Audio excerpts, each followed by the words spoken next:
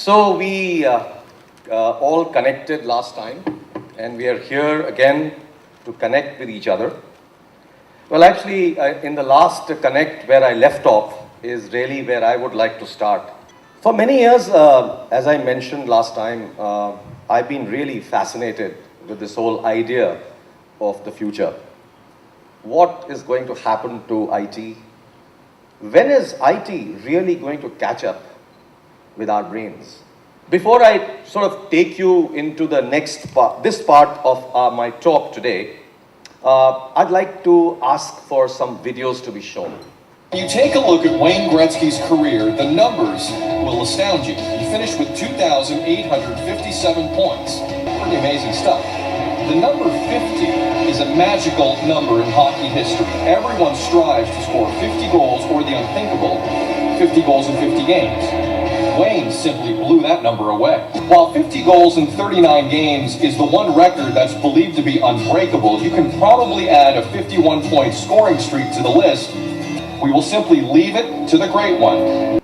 As we were talking about the computer and the brain, I want to talk about Wayne Gretzky's brain and really what he actually does and how he does it. So basically, what does Wayne Gretzky do? So how did he become so successful in this very fast-paced game as you saw? He became successful because he studied the whole concept of ice hockey in great detail. And he studied and studied and studied and learned about it from his father and people around him, read the history, and finally he became one of the greatest ever in this game. And with that, he could actually predict where the puck is going to be. He didn't have to think. He just knew where the puck will be, and he'll be there to shoot it home. And that's really what our brain is capable of doing. It can actually have that 2-second advantage to win the game. Now let's see the next video, which brings us closer to home. With a bit more forward movement. That's awesome. That's one for the photographers and one for our memory. Arching back and has enough presence of mind. Oh, I'll get the bat on this. That has come right out of the middle of the bat. Our very own Sachin Tendulkar also does exactly the same. He's a great master of the game. He's really studied the game. He really knows how every field looks like in the world. He knows exactly what's happened, how he's been bowled out every time. And all that is there. So the wiring in his brain has completely changed from the original wiring. And this wiring has happened because of all of this hard work that he's done. They say that actually on anything, if you spend 10,000 hours of practice, you can actually be very, very good at predicting what's going to happen next. And imagine, any of us, if we can predict what can happen next, we can change the way we work. We can dramatically influence our businesses.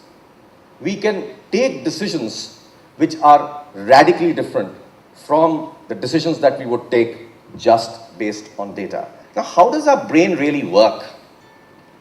Our brain is pretty much a predictive machine. Its intelligence is very much around this whole idea of predictability. But it really works in chunks. And what it really does is that it's not one piece at a time that it's working. It's actually taking these chunks. And this whole concept is called chunking. And with this chunking, you're far ahead of a computer. Now let's look at another great campaigner, warrior, Napoleon. He didn't know very much about going and winning wars. But what he did was that he worked a lot on studying how wars are fought. He studied military history end to end. And so when he walked on for his first Italian campaign, he had 35,000 people. And suddenly he had these two armies of 35,000 against him.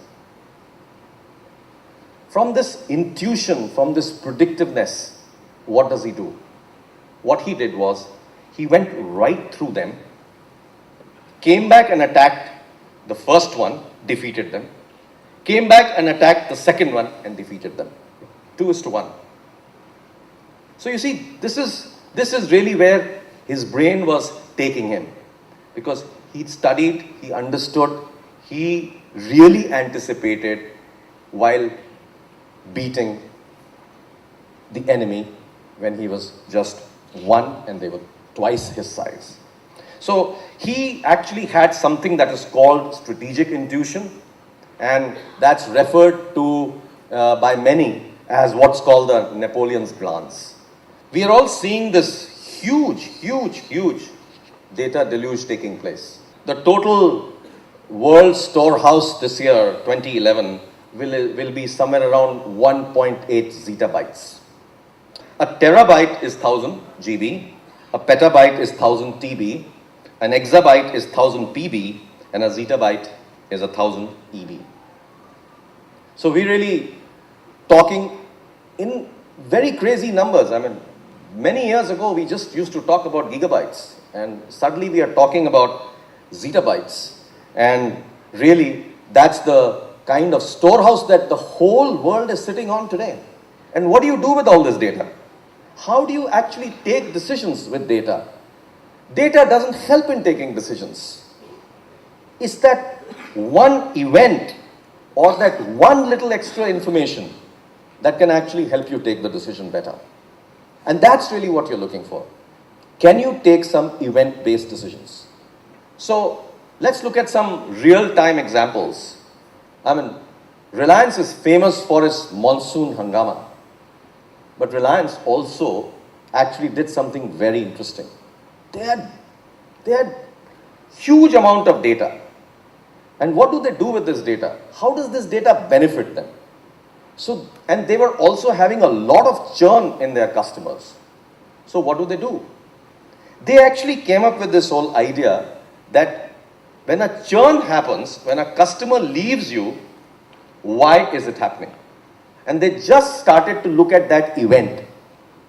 And so this event was when a lot of dropped calls happened for a certain customer at a certain time. And with this whole idea of dropped calls, they could predict when the customer is going to leave them. So before the customer left them, they sent them an offer, which he couldn't refuse, so that they could renew the subscription. So this whole idea of being able to predict when somebody is going to leave you as a customer is something that it's been done in India by none other than Reliance. And this change will change human history forever. And therefore, I just want to leave you with these thoughts. The whole idea today was to get you to think about this 2-second advantage. When you go back to your organizations, just think about, can I get that 2 second, 2 hours, 2 days, 2 months, 2 years? 2 years is a long time. Maybe 2 months, 4 months advantage. If you get that 2 months, 4 months, 6 months advantage, I guess you'll be in a much better shape than anybody else. You can really beat your competitors. You'll be able to predict what is going to happen. And if you can predict that slightly ahead of time, I guess your business will flourish. Thank you.